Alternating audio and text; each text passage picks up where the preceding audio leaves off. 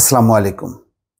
ব্যবহারযোগ্য রিজার্ভ কমে $13 বিলিয়ন নিচে। দর্শক, এই খবরটি গতকালকেই দিয়েছিলাম যে বাংলাদেশ ব্যাংকের বৈদেশিক মুদ্রা রিজার্ভ আরও কমে গেছে, যেটি IMF এর শর্ত ছিল যে ন্যূনতম 14 বিলিয়ন থাকতে হবে, তার থেকেও কমে গেছে। এর মূল কারণ হচ্ছে এশিয়ান ক্লিয়ারিং ইউনিয়ন ACUর মার্চ এবং এপ্রিল মাসের যে দায় পরিশোধের পরে এই অবস্থা দাঁড়িয়েছে। প্রতি 2 মাস পর পর এই দায় মেটাতে হয়। এটার পরে দাঁড়াচ্ছে যে মোট ব্যয়যোগ্য যে রিজার্ভ সেটি $2,377 কোটি নেমে এসেছে। আন্তর্জাতিক মুদ্রা তহবিলের হিসাব পদ্ধতি BPM-6 অনুযায়ী বাংলাদেশ ব্যাংকের রিজার্ভ এখন $1,832 কোটি। প্রকৃত বা ব্যবহারযোগ্য রিজার্ভ $13 বিলিয়ন কিছুটা কম। বাংলাদেশ ব্যাংক সূত্র এই তথ্য পাওয়া গেছে। এখন প্রশ্ন হলো যে এটি তো নিঃসন্দেহে বলা যায় যে একটা বিপজ্জনক চিত্র। তো এইটি এখন উপায়টা কি, কি আশা করছে?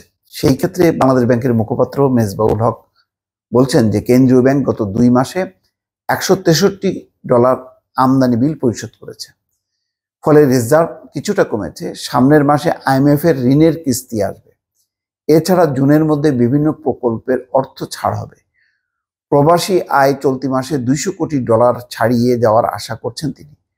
অর্থাৎ ডলারের প্রবাহ বাড়বে।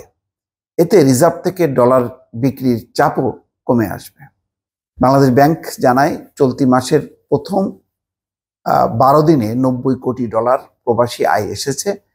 ডলারের দাম বাড়িয়ে 117 টাকা করা হয়েছে। এই বাস্তবতায় প্রবাসী আয়ের প্রবাহ বাড়বে বলে আশা করছেন কর্মকর্তারা।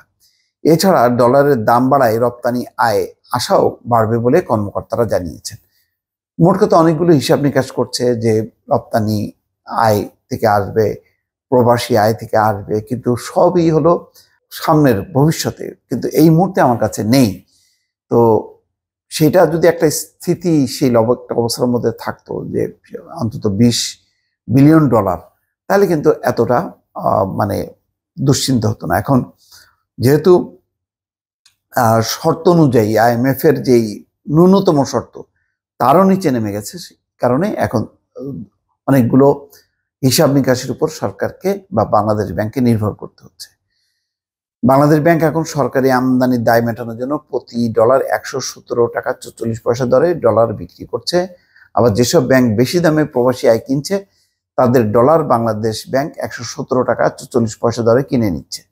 এরপরও রিজার্ভের ক্ষয় ঠেকানো যাচ্ছে না। যে পরিমাণ ডলার বিক্রি করা হচ্ছে, কেনা হচ্ছে তার চেয়ে কম। এটি হচ্ছে মূল সংকট। অর্থনৈতিক সংকট ঠেকাতে IMF এর শর্ত মেনে গত সপ্তাহে ডলারের মধ্যবর্তী দাম অর্থাৎ 117 টাকা নির্ধারণ করে বাংলাদেশ ব্যাংক, যা আগে ছিল 110 টাকা। এদিকে ঋণের সুদহারও বাজার ভিত্তিক করা হয়েছে।